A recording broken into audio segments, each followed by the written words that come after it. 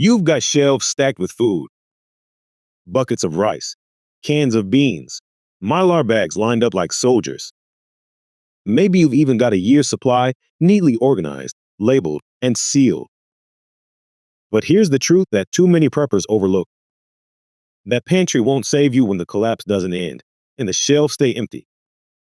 If you're not producing food, you're just counting down to zero. Welcome to Prepper's Paradigm, your channel dedicated to practical prepping and disaster preparedness. I use a computer-generated voice because an injury makes my own voice difficult to understand, but that won't stop me from sharing what matters. In this video, I'm talking about a hard truth about food storage. Your prepper's pantry is just the beginning. If you're relying on stored food to get you through long-term collapse, you're going to run out. I'll walk you through why food production, not stockpiling, is the real key to survival when the system doesn't bounce back. We'll look at common mistakes, the time it takes to grow your own food, and how even small spaces can become part of your survival strategy. Stocking up feels like progress, and it is, to a point. A pantry full of long-term food can get you through a few weeks, maybe a few months. But that comfort, it's temporary.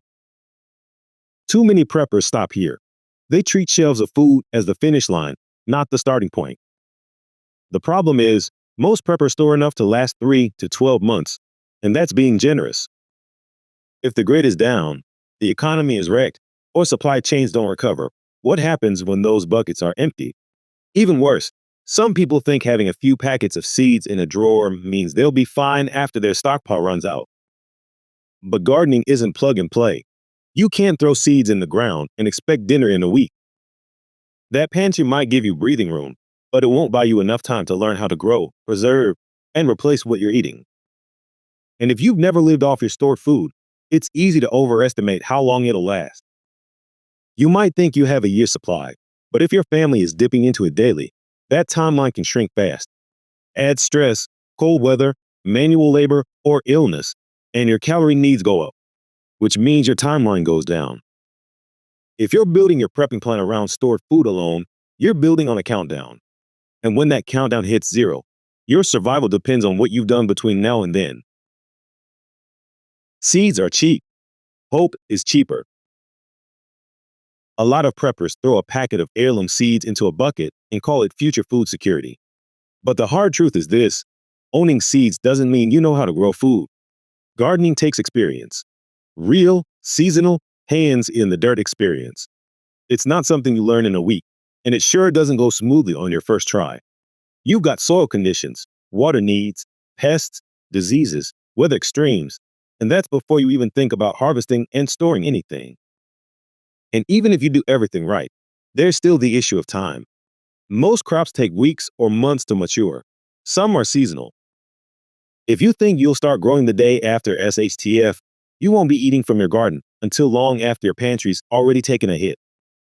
Then there's the learning curve. Do you know which crops thrive in your zone? What pests destroy your squash? What's your frost date? Can you build soil, manage weeds, and save your own seed? A food-producing garden takes more than sunlight and water.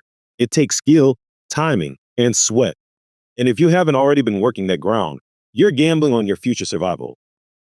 Don't wait to plant your first garden when you're hungry. Plant it now so you can fail, fix it, and learn what works before it matters. Watch out for future videos on the channel with more about how to grow your own food in ways that don't rely on modern technology, equipment, and chemicals. A pantry is static. Once it's gone, it's gone. What you need is a living system, something that keeps producing food over time. Think about a garden that feeds you season after season. Think about chickens turning scraps into eggs. Think about rabbits multiplying into meat. Systems like these aren't just backups. They're your future supply chain. But like gardening, these systems don't work out of the box. Raising animals takes knowledge, feeding, breeding, shelter, protection from predators. And if you've never done it before, you're going to lose animals, waste feed, and make mistakes.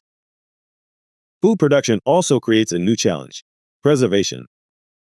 When that harvest comes in, whether it's vegetables, eggs, or meat, you need a way to store it. Do you know about canning food? Dehydrating? Smoking meat? Fermenting produce? If not, you're throwing away calories you worked hard to grow. These skills and systems take time to build. But once they're running, they give you something that stored food never can: sustainability. I'll be covering these food preservation techniques in future videos. The goal isn't to live off your pantry. The goal is to rotate it, supplement it, and eventually replace it. Because the longer the disaster lasts, the more your survival depends on what you can produce, not what you bought months ago. In a long-term collapse, the one thing you can't afford to waste is time. Once the shelves are bare and the lights go out, the clock starts ticking, and fast. Every day you're not producing food, you're burning through your stockpile. Every mistake in your garden, every failed harvest, every pest you didn't see coming, that's lost time and lost calories. The biggest mistake preppers make is assuming they'll figure it out when the time comes. But the skills, systems, and soil you need take seasons to develop, not days. You can't grow compost overnight. You can't learn to preserve food without practice. And you can't start raising livestock when you've already got nothing left to feed them. If you wait until your pantry is half gone before you plant your first seed, you've already lost the race. You'll be trying to grow food under pressure, in survival mode, with no margin for error. That's why the real prep starts now. Build the habits, make the mistakes, learn your land, while you still have the safety net to recover.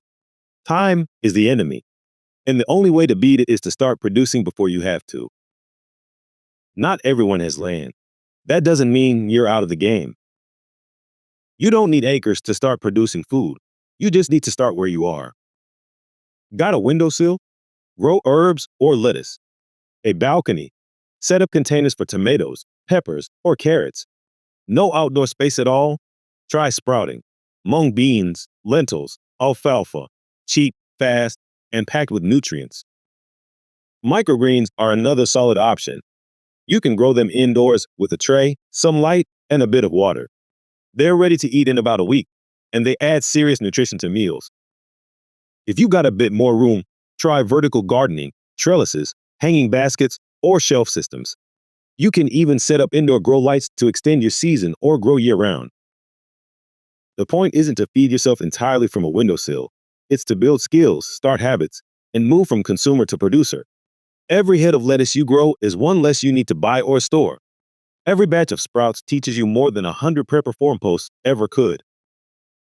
Start where you are. Grow what you can. Because when collapse comes, you won't rise to the occasion. You'll fall to the level of your training. Stockpiling has its place, but it's not the end goal. It's a safety net, a buffer, a window of time to get your systems running. And if you don't build those systems, that window slams shut. A lot of preppers focus on how much they have stored. The better question is, what happens when it runs out? Long-term survival means building something that lasts. That means producing food, not just storing it. Learning to grow, raise, harvest, preserve, and repeat season after season. If you treat prepping like one big grocery haul, you're always on a countdown. But if you shift your mindset to production, you're building something that gets stronger over time. So here's the challenge. This year, grow 10% of your own calories. Whether it's eggs, greens, potatoes, sprouts, whatever fits your space and skill level. Then next year, grow more. Turn prepping into a lifestyle, not a stash. Because the future belongs to producers, not just planners. If this video helped you rethink your strategy, hit that like button and share it with other preppers who need to hear this. Subscribe for more no-nonsense prepping advice, and check out our website for tools and guides to help you move from consumer to producer. Thanks for watching Prepper's Paradigm, your channel dedicated to practical prepping and disaster preparedness.